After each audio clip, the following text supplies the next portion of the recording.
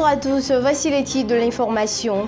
Le point Covid-19, l'OMS toujours à la recherche de l'origine du virus. En Côte d'Ivoire, Amadou Soumaoro réélu président de l'Assemblée nationale. Plus de détails dans ce JT. Enfin, l'actualité, la fin de la mission du représentant spécial du secrétaire général de l'ONU. Bienvenue à ce JT et merci de nous rejoindre sur l'œil d'Abras TV.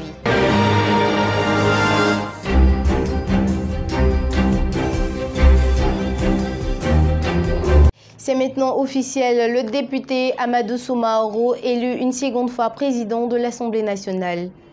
Candidat RHDP, il a été réélu par un score de 158 voix à l'insu de la séance inaugurale des députés de l'Assemblée nationale le mardi 30 mars dernier à Abidjan-Plateau. Amadou Soumaoro est donc le président de l'hémicycle pour la période 2021-2025. Le député de Tingrela Mariam Traoré et Konaté Vassiriki de Séguelon, tous deux de la famille politique RHDP, ayant fait acte de candidature en vue de briguer le poste du président de l'Assemblée nationale, ont annoncé cependant le retrait de leur candidature au profit de celle du président sortant, Amadou Soumaoro, et ce lors des travaux en vue des élections. Onzi Eliane, candidat PDCI, a obtenu 58 voix.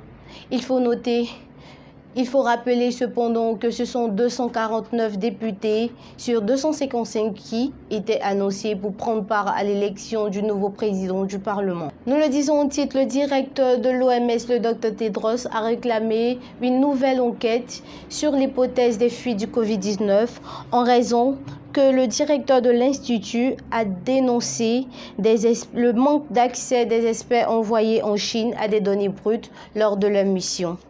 Une enquête avec des experts spécialisés sur l'hypothèse d'une fuite du virus ayant provoqué la pandémie Covid-19 depuis un laboratoire de Wuhan a été réalisée en janvier et février en Chine. L'hypothèse selon laquelle le virus SARS-CoV-2 ait pu échapper d'un laboratoire a été défendue avec force par l'administration américaine sous la présidence de Donald Trump, se battant sur les informations de ses services de renseignement, mais la Chine a toujours nié cette possibilité. De retour en Côte d'Ivoire, deux positions de l'armée attaquées à Kafolo et Téhéni. Deux positions de l'armée ivoirienne ont été attaquées à Téhéni et Kafolo dans la nuit du dimanche à lundi. L'attaque a été perpétrée entre 0h45 et 2h. Des individus faisant usage d'armes à feu ont attaqué la position de Kafolo, tentant de pénétrer dans le cantonnement des Fassi. Une riposte s'en est suivie. Notons à ce jour la fin du mandat du représentant spécial du secrétaire général de l'ONU, le président ivoirien Alassane Ouattara, qui a été salué pour le travail et la considération lors de sa mission. Plus de détails dans ce compte-rendu de Sek Bintou Aïda. Traduisant au président ivoirien l'estime et la considération du secrétaire général des Nations Unies à son égard, le diplomate onusien a exprimé à Alassane Ouattara toute sa gratitude pour le soutien constant qu'il lui a apporté tout au long de son mandat. Toute chose qui, selon lui, a grandement contribué au renforcement du partenariat entre la Côte d'Ivoire et le système des Nations Unies.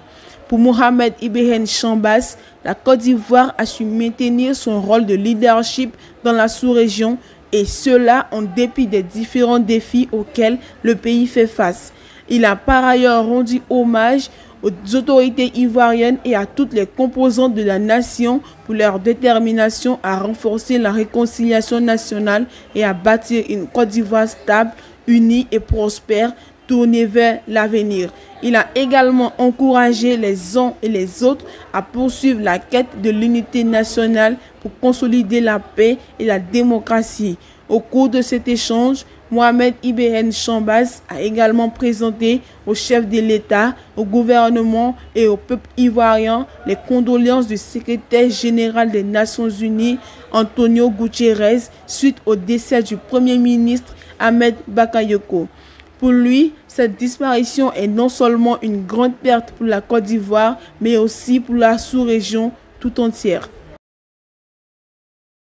Poursuivons en politique, présidence de la République, Aboudrahmane Cissé nommé secrétaire général.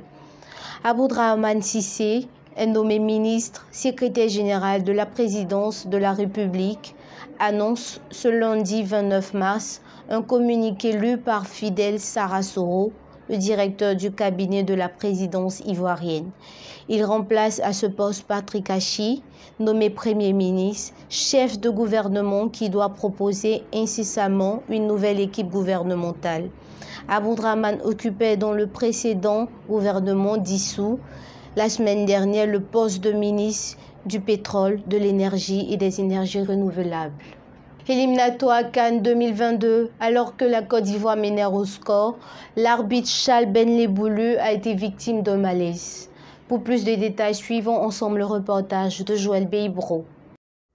Encore une sortie victorieuse pour les éléphants de Côte d'Ivoire. Le match Côte d'Ivoire-Éthiopie, comptant pour la 6e et dernière journée des éliminatoires de la CAN 2022, s'est joué en 3 mi-temps. Alors que les éléphants menaient 3-1, la rencontre a été arrêtée après un malaise de l'arbitre ghanéen Charles Benlé-Boulu. À la 80e minute, au moment où Evra Kouassi était victime d'un malaise, sans qu'on ne sache trop pourquoi, les joueurs ivoiriens et éthiopiens se sont précipités au même moment autour de l'arbitre ghanéen en faisant de grands signes de détresse. L'équipe médicale s'est dirigée vers l'arbitre qui tenait difficilement sur ses pieds. Les médecins ont tenté de le conditionner en vain. Finalement, il s'écroule. Le pauvre Charles Benlé-Boulu a été transporté sur civière hors du terrain. Une chose est certaine, après concertation, les 2 assistants Gilbert Cheruiyot du Kenya et Kwasi Achompong du Ghana se sont dirigés dans les vestiaires avant d'être imités par les 2 acteurs. Bien avant, les éléphants avaient bien entamé la rencontre avec l'ouverture matinale du score par Willy Boli, 1-0 à 3e minute, avant que Franck Kessié, 2e but à 19e minute, ne corse l'addition sur pénalty après la faute commise sur Evra Kouassi dans la surface de réparation éthiopienne. Dans la seconde phase de jeu, Guétané Kebede Jibedo, 74e minute, réduit le score. Mais la joie éthiopienne est de courte durée, car dans un numéro spécial, Evra Kouassi aggrave la marque 3-1 à la 75e minute. Plus tard, après un long intermède, les 2 équipes se sont remises sur la pelouse pour poursuivre la rencontre avec un nouvel arbitre.